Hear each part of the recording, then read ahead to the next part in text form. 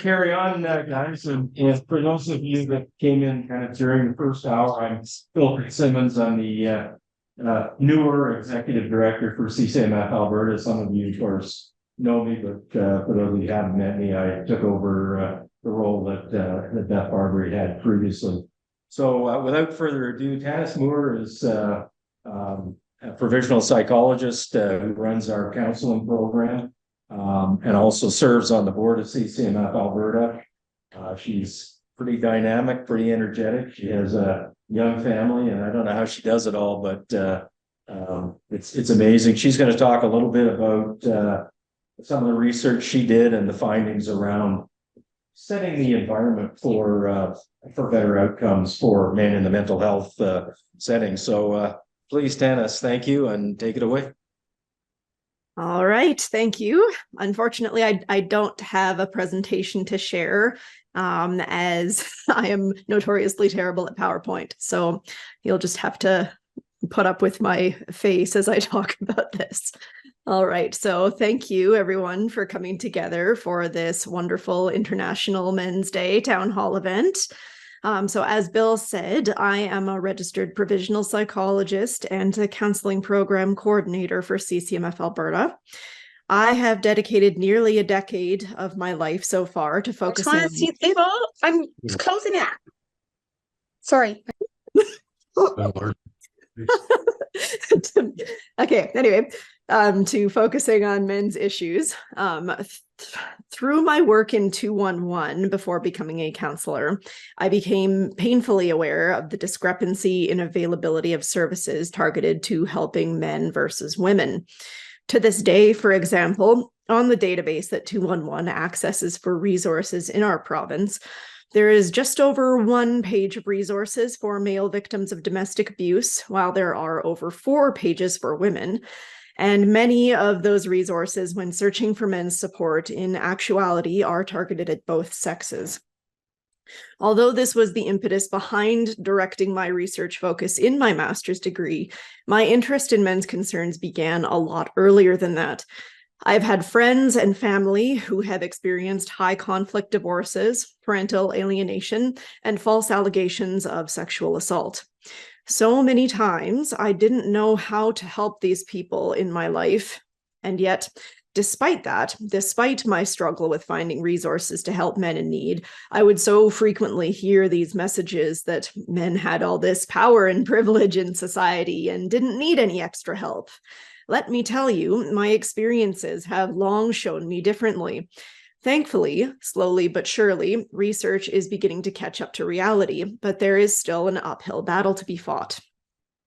Our agency has been working hard in that battle to bring attention to men's issues. Our particular form of advocacy in this area is primarily to focus on providing effective services that result in tangible change and positive outcomes for our client population. We do this through programming that focuses on men from a positive perspective, that focuses on men's strengths, that focuses on building men's dignity and agency in the face of their struggles. You would be amazed at the success you can have with a male population if you only take into account these principles. I'm sorry to say it, but there are too many approaches out there that focus on men's mental health from a deficit perspective. You can hardly blame people for falling into these traps. Even major documents like the APA guidelines for men and boys are guilty of promoting ideas that come from a place of male deficit. Here are a few examples, directly quoted from the APA guidelines. Socialization for conforming to traditional masculinity ideology has been shown to limit males' psychological development, constrain their behavior, result in gender role strain and gender role conflict, and negatively influence mental health and physical health. Although the cultural and societal pressures to endorse, conform to, and perform dominant masculinity are considerable, men still have agency and can part from dominant ideals. Men who benefit from their social power are also confined by system-level policies and practices, as well as individual-level psychological resources necessary to maintain male privilege. Thus, male privilege often comes with a cost in the form of adherence to sexist ideologies designed to maintain male power that also restrict men's ability to function adaptively. And last but not least, growing up in a patriarchal society may also contribute to important public health concerns, such as gender-based violence. Men who rigidly adhere to sexist patriarchal masculine norms also tend to endorse and commit higher levels of intimate partner and sexual violence towards women. Now, tell me, do any of you feel like these lines of text would promote a positive, non-judgmental environment in which to successfully build an alliance with men and help them back on their feet? I would surely think not. By approaching the subject of men's mental health from a male deficit perspective, they are promoting, whether they intend to or not, the idea that there is something inherently wrong with the way men are, the way they interact with the world, the way they choose to process their experiences, the way they relate to others, and so on. And while some of these things may be socialized, many of them are a little more intrinsic, as I'll touch on a bit later. The implication, then, is that the way men are purported to improve their mental health is simply to give up many of the aspects that make them men in the first place. I don't know about you, but when I hear the message, just change a significant portion of who you are and then you will feel better, I don't hear a message of support. There is research that agrees with me as well. A recent survey by Berry, Walker, Liddon, and Seeger found that over 80% of both male and female respondents agreed that the term toxic masculinity, all too commonly used these days, was insulting, has the potential to change the way we see men, and might be harmful to boys who overhear it. So what approach might we take instead? Well, what about an approach that not only does not tear down many elements of men's ways of being in the world, but actually celebrates those traits? An approach that asks men, how have these traits been serving you, and paying respect and empathy to the responses given, rather than suggesting that they are wrong or lacking in some way. Let's look at a few examples of how we might integrate some of these practices into a counseling approach. I think at the lowest level, this looks like having a basic understanding of how men and women differ, not just in socialization practices, as is often claimed, but even at a biological level. For example, there are actual physiological differences between men and women that actually do impact the way they experience emotions. These differences range from relatively minor details, such as men being less likely to cry because they have larger tear ducts, less of the hormone prolactin, which is associated with the expression of emotions, and more of the hormone testosterone, which also inhibits crying, to more significant differences, such as male children being more likely than female children to develop certain relevant mental health concerns, impacting emotional and social expressions, such as autism spectrum disorder or ADHD. It is important to recognize these differences, not only because it leads to more client-centered care with realistic expectations about behavior, but it may even inform approaches to assessment and referrals to specialists as needed. Another common example we may see in counseling is the presentation of common mood disorders. You will often see concerns such as depression reflected differently in men than in women. Research shows that rather than necessarily aligning neatly with the more common diagnostic criteria for depression, feelings of sadness, loss of interest in activities, etc., men may be more likely to show symptoms such as increased rates of anger or aggression, substance abuse, and risk-taking behaviors. These are important things to recognize to ensure proper treatment. When working with men, I think you also have to be prepared that it may take a bit of time for many men to feel comfortable opening up in the first place. Despite what some may assume, I feel like this is rarely due to socialization or anything to do with masculinity. On the contrary, I feel like this is, in my experience, an unfortunate reality for many men is that many of them previously have tried opening up to others about the way they are feeling and have been met with dismissive, minimizing, or even outright rejecting attitudes in the past. So now they may be more likely to be closed off and hesitant to share those painful details about themselves until they feel safe to do so. By focusing on building the alliance, having an authentic presentation in the counseling setting, and legitimately responding with empathy and understanding, men will often open up as readily as any female clients I have had in the past. Now, another tip when working with male clients in a mental health setting, rather than assuming the worst of elements of their masculinity or assuming said elements are contributing to their problems, you instead want to try to focus on the positives. So what I mean by that is looking out for ways that things they are talking about may have served them positively in their lives. I'll give you an example.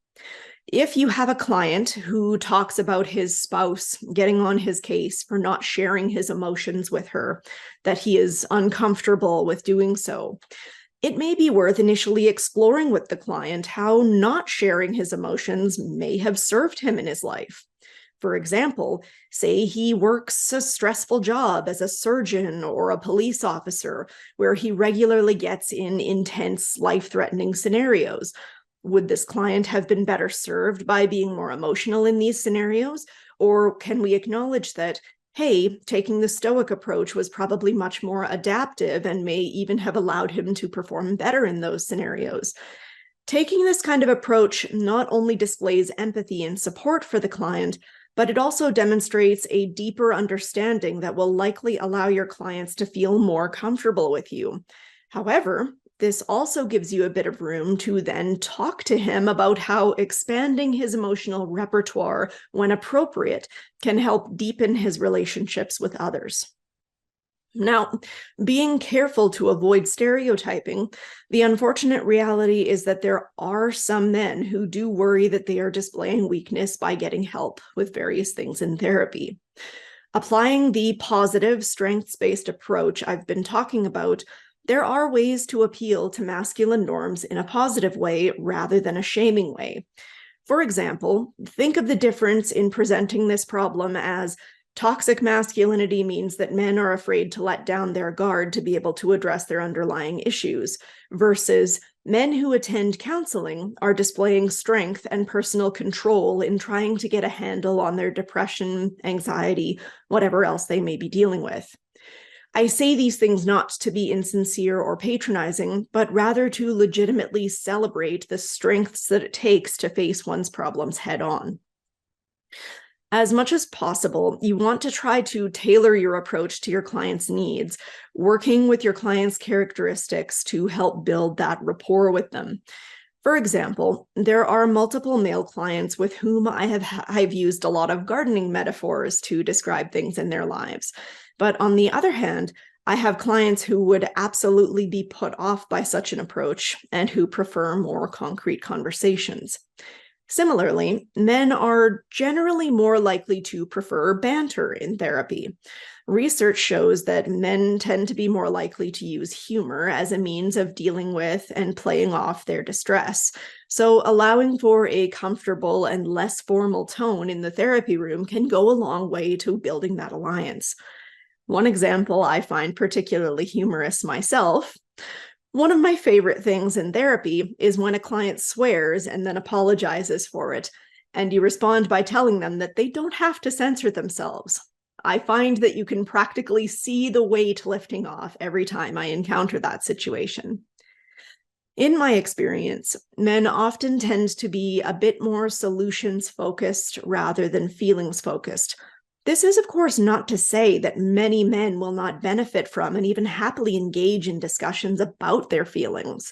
However, men are generally coming to therapy to fix a specific problem rather than simply just to vent about it. So in order to be effective in these situations, it is crucial to demonstrate quickly how therapy will provide some benefit to their lives. Having a strong repertoire of effective interventions for clients to try in response to specific concerns is a good way to respond here.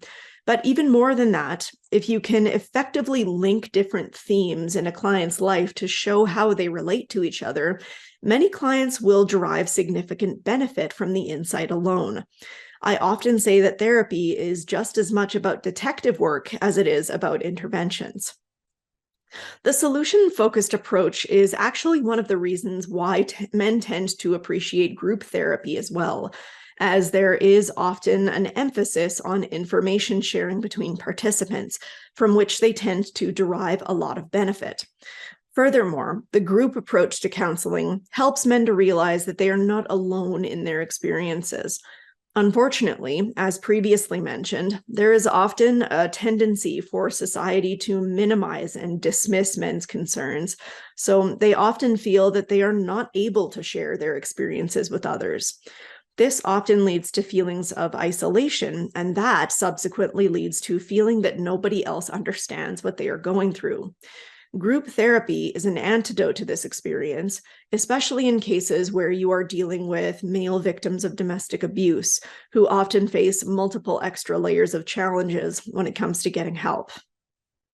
While we don't, strictly speaking, have group therapy at CCMF at this time, we do have our Nexus domestic abuse program, as well as the men's peer support group program in-house. And these programs are run by trained peer facilitators.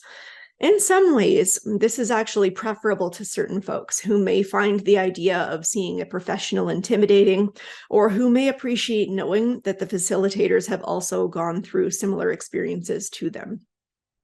It's a privilege to be able to run these programs at no charge to our clients, for whom cost is often a barrier. On that note, our counseling program regularly runs at a significantly discounted rate as well, with a sliding scale fee to see both the provisional psychologist, myself, and our fabulous student counselor. On top of these programs, we are also running many other programs targeted towards helping men in need, all services provided by other dedicated volunteers who care deeply about men's needs. A thing I would like to add here, naturally, we like to focus on helping men to build up their own internal strengths, as I have talked about, but the unfortunate reality is that there are many external problems that get in the way of men's healing that we regularly talk about and bring attention to as well. Things like a lack of domestic abuse supports available for men, the unfair treatment and bias often experienced in divorce court, the challenge around parental alienation, which is an unfortunately common experience for our clients. Sometimes there's only so much that a person can do to improve themselves. They require changes and serious attention to the bigger picture. Of course, there's only so much any one of us can do, but by working together, we are trying to highlight these problems that often impact our clients. There's one general theme I would like to close out on today. When we promote our services, we often talk about the fact that helping to build and strengthen men in our community leads to them being better community members, better husbands, better fathers. This is all certainly true, and I'm happy that we are able to contribute to these positive social outcomes. However, it pains me to say that, in terms of seeking funding for the programs we run, it is often still a challenge to get people to take our cause seriously without adding the tagline onto the end that children or other vulnerable populations benefit when men get better. It is my hope that one day the rest of society will begin to see the inherent worth in men, not just in appreciating the things they do that many people are not willing to do, not just in appreciating the things they build for us, not just in appreciating their roles relative to women and children. I'm talking about appreciating men for their inherent worth as human beings, as ends in themselves. I know as a counselor, I set out to live and breathe that philosophy, and I think it comes out in the work I do with men. I think if others, other agencies, other practitioners took on the same positive attitudes, they would find that they see better outcomes for men in their mental health practices as well. Thank you.